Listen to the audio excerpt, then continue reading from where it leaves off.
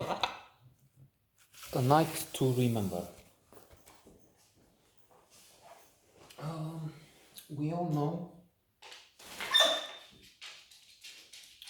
we all have seen the Titanic. That is the mega production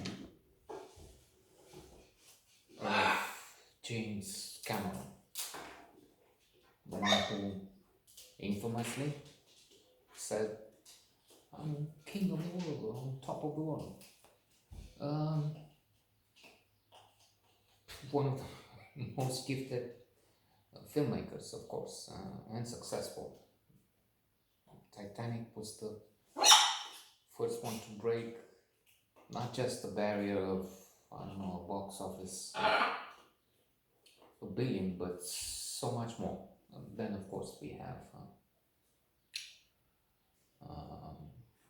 Avatar, and people are waiting for number 2 and 3 next year. I think it is announced. Not my cup of tea. And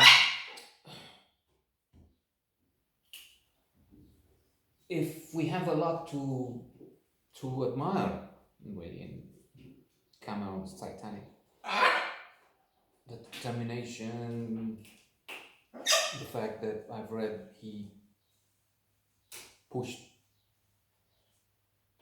the cost very far, and he had to fight with the producers, with the financing people to keep thing going because he created that huge monster, the Titanic. Well, not the same thing, obviously, uh, but still some important contraption somewhere. I mean, studios. Leonardo DiCaprio, Kate Winslet, and others added glamour, talent, and so much more to the film, which went on to have a record number of nominations, record number of wins, best movie, and so on. Cameron is not really man for long, I think. Anyway, having said that, all that about the Titanic, A Night to Remember seems to this viewer, subjective of course, and this opinion will not be shared by many, if anyone, better than Cameron's Titanic, in that without the grandiose thing created in studios,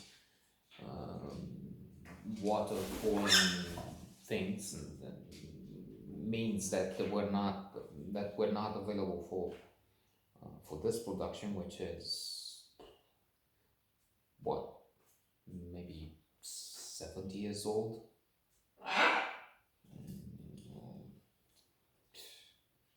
decades before the well-known Titanic, Cameron Titanic.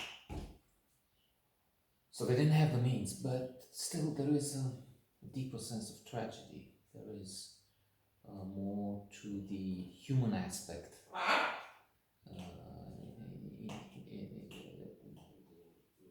placed on the canvas here. They don't have the special effects. Indeed, many moments when you see that they have a plastic boat somewhere in a studio and they just shake it to make the Titanic on film, to give the idea that we're watching a huge ship, unsinkable ship. And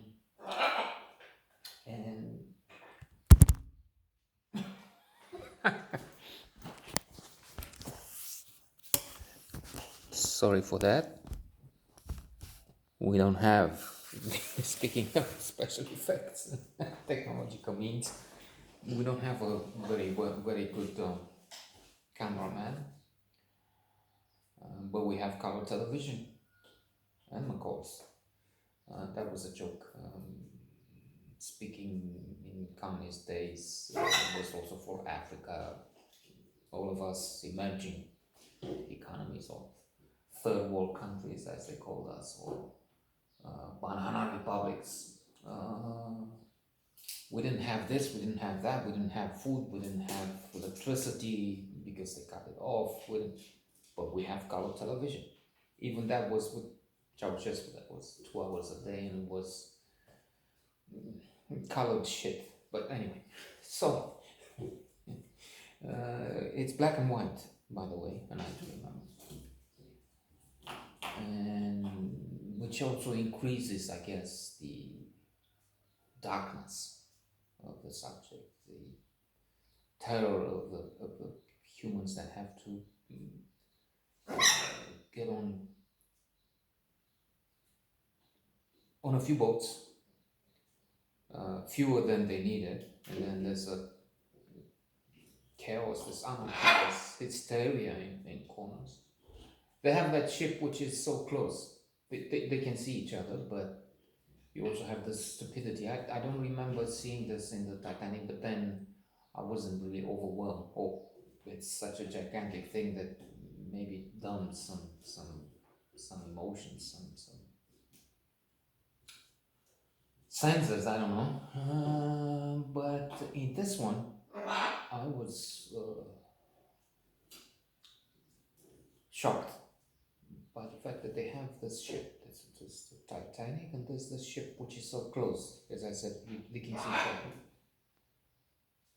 And the small ship doesn't do anything to help the Titanic. First of all, because this and the others, and the public at large, that's how they start the movie. Indeed, they joke in a train. One of the officers to go on the ship makes jokes. It's unsinkable.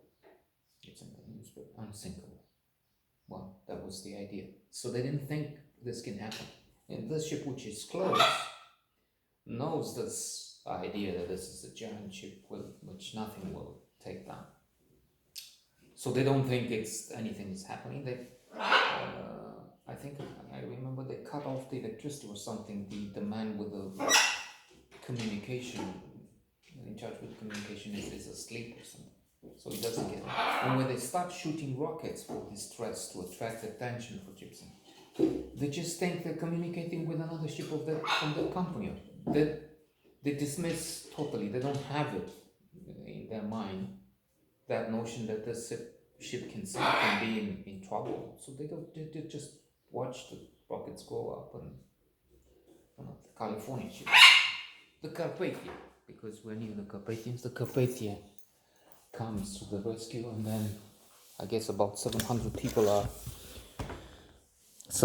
alive at the end of all this, but 1,500 or so have died in terrible circumstances, drowning